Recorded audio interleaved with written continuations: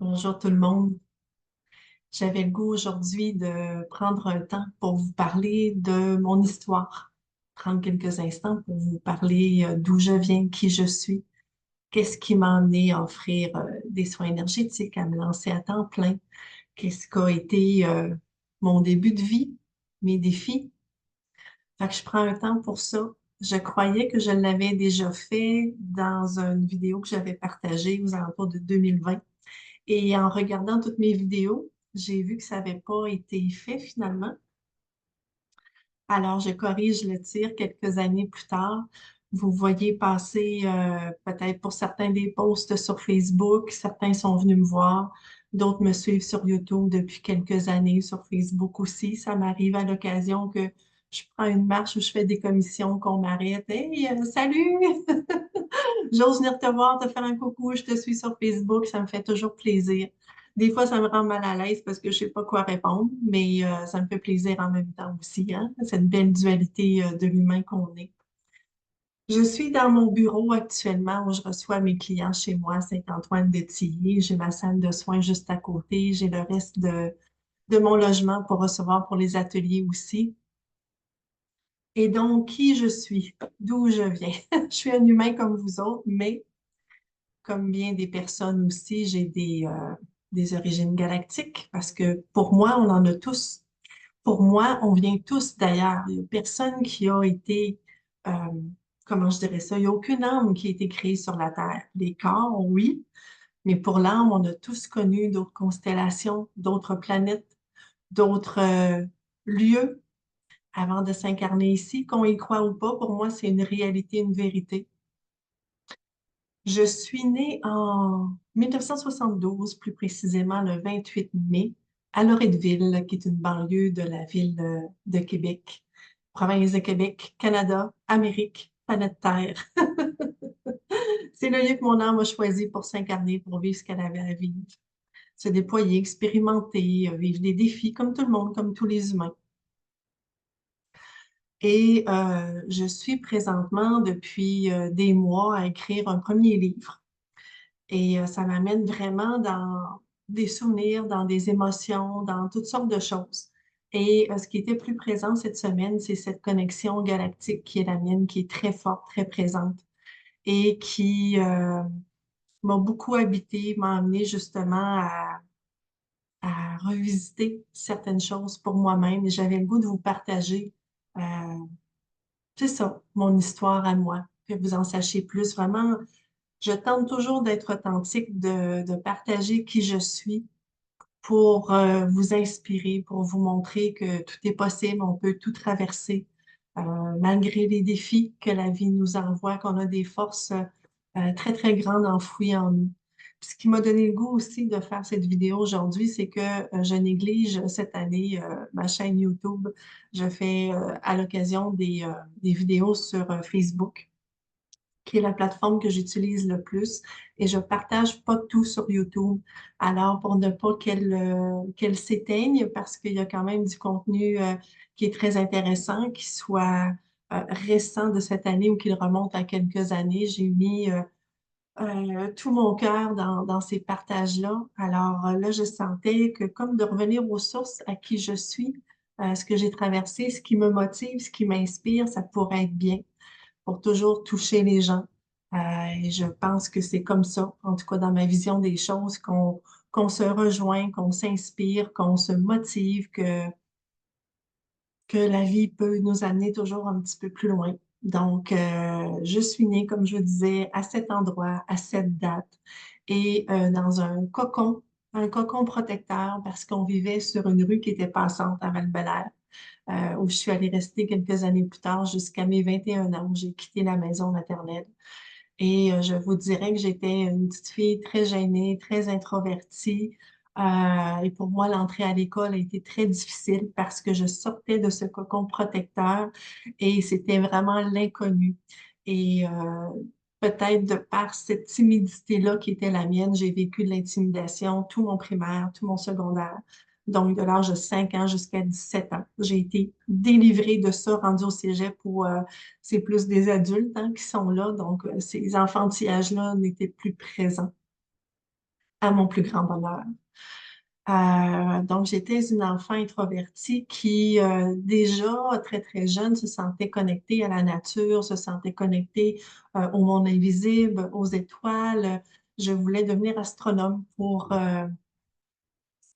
faire la preuve qu'il existait de la vie ailleurs. C'était un peu mon intention parce que quand je parlais de cette réalité-là pour moi, de ce qui m'habitait, ça trouvait pas écho chez moi, hein. J'ai, comme pour la plupart des gens au Québec, d'une famille catholique. On allait à l'église tous les dimanches, aller jusqu'à 12, 13, 14 ans, je me souviens plus exactement.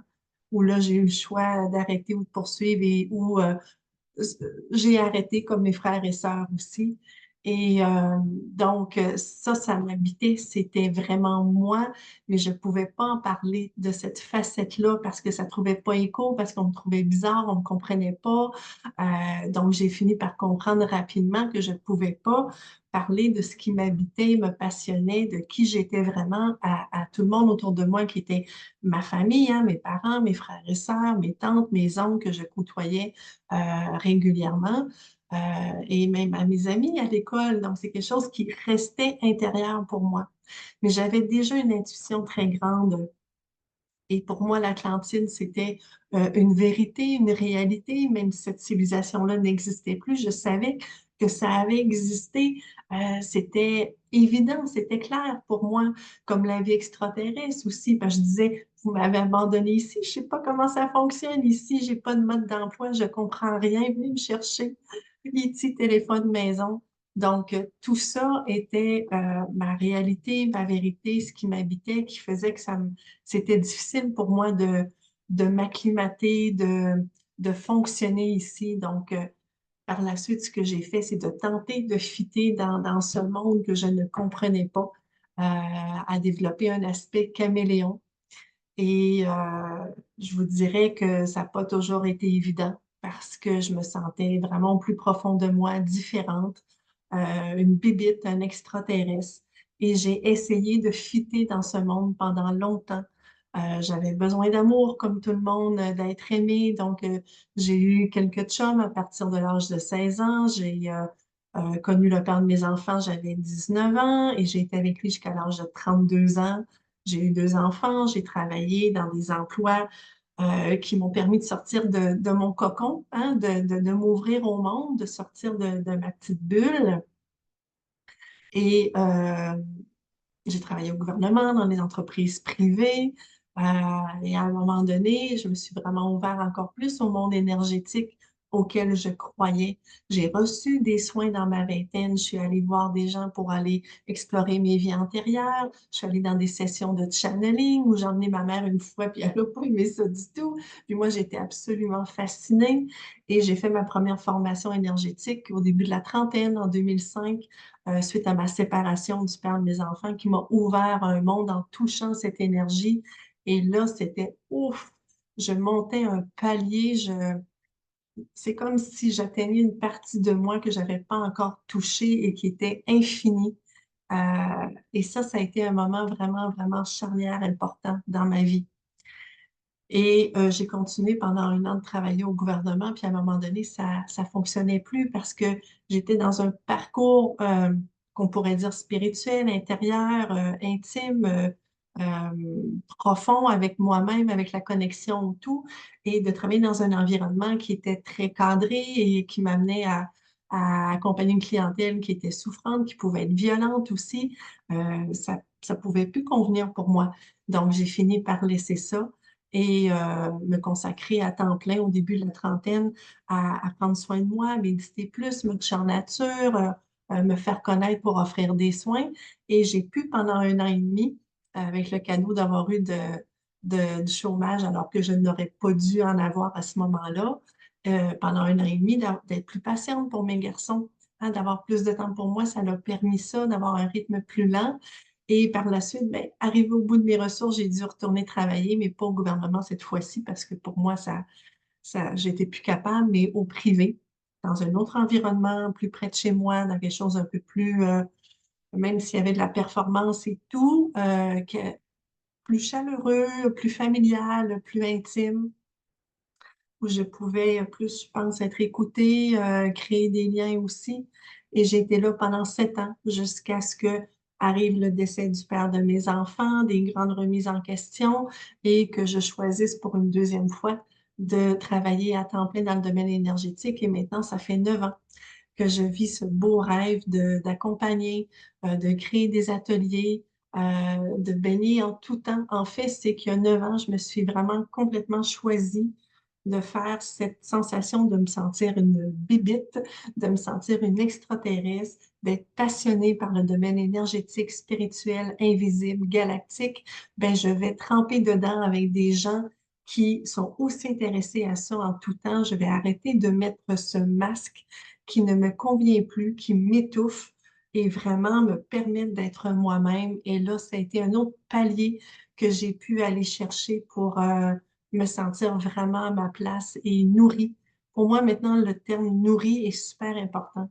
Et dans les lectures de l'âme que j'offre depuis 3 ans, pour vous amener à contacter, reconnaître votre famille d'âme, sa couleur, votre but d'incarnation, vos qualités, vos forces, c'est ce que j'offre le plus présentement.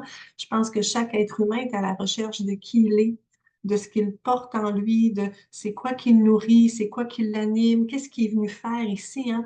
On a tous, quand on est des âmes éveillées, des vieilles âmes, qu'on s'intéresse à ça, qu'on vit dans ce monde de matière 3D, mais qu'on a un but plus grand de savoir tout ça parce que la connaissance, pour moi, amène plus d'amour. Et quand on sait qu'est-ce qui nous anime, quels sont nos besoins, quelles sont nos passions profondes, mais c'est là qu'on peut les honorer.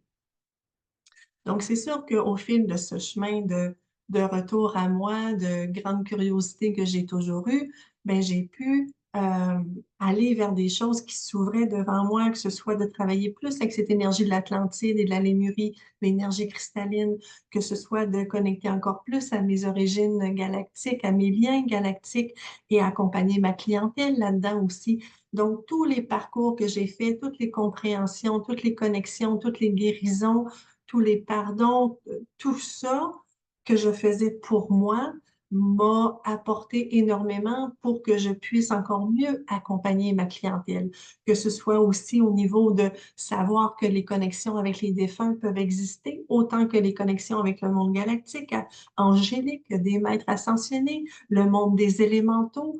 Tout ça existe, tout ça est là juste là de l'autre côté du voile. Ma mère est décédée cet été et je la sens et je communique avec elle d'une façon tellement merveilleuse, puissante, douce et j'ai pas les mots parce qu'avec ma mère, c'était pas toujours facile dans nos personnalités.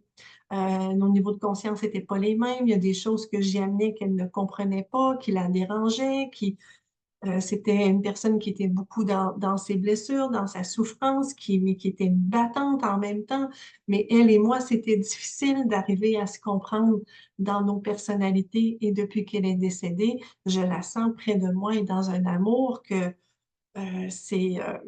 même si je savais, je croyais que c'est ce que je vivrais après son décès, je vous dirais que c'est encore plus grand que mes désirs les plus profonds, les plus vibrants que j'avais dans la relation que je souhaitais vivre avec elle. Donc, tout est toujours possible, même quand les gens ne sont plus là près de nous. Je pourrais vous parler encore pendant des heures, mais en même temps, je ne veux pas vous saouler, je ne veux pas que vous trouviez le temps long, que je ne veux pas parler pendant plus qu'une heure, c'était pas le but. Je souhaitais simplement partager dans les grandes lignes euh, qui je suis, d'où je viens, un peu ce que j'ai traversé euh, pour vous inspirer, pour vous montrer que on peut toujours suivre nos élans, suivre nos passions. euh, Focuser sur ça, sur notre lumière, sur ce qu'on souhaite vivre en tout temps, délaisser de plus en plus nos peurs d'être jugé, la peur du manque, la peur d'être abandonné, la peur qu'on rit de nous, qu'on nous mette de côté et faire, écoute, là, à un moment donné, pas que j'en ai plus rien à faire parce qu'on est des humains puis ça nous impacte quand même, mais de faire le choix de se mettre au centre de notre vie. Alors, c'est un honneur pour moi maintenant avec mon parcours qui ne cesse de, de, de s'expansionner, d'y avoir plus de clarté parce que moi aussi, je suis encore là pour continuer de comprendre, d'apprendre et de m'aimer. Il n'est pas fini mon parcours et je ne suis pas parfaite. Donc, dans ce parcours qui est le mien, que je continue, bien, je vous accompagne aussi et c'est vraiment un privilège de recevoir votre confiance. Donc, n'hésitez pas à commenter, à liker et à prendre soin aussi de vous, à vous mettre au centre de votre vie. Je vous souhaite d'oser vous mettre au centre de cette vie parce que pour moi, on est tous venus pour nous au départ, pour expérimenter, pour comprendre, pour apprendre, pour guérir nos blessures, pour se souvenir de qui on est. Et quand ça, c'est fait, on peut offrir, on peut rayonner, on peut donner aux autres parce qu'on est rempli. Mais vraiment se mettre au centre de notre vie, c'est quelque chose qu'on nous a dit qui était égoïste à ne surtout pas faire. Mais au contraire, chacun est venu pour soi et si chacun sait qu'il a toutes les forces, les ressources en lui pour le faire, alors tout est possible. Fait que merci à chacun de votre présence, de votre écoute et à très bientôt. Bye bye.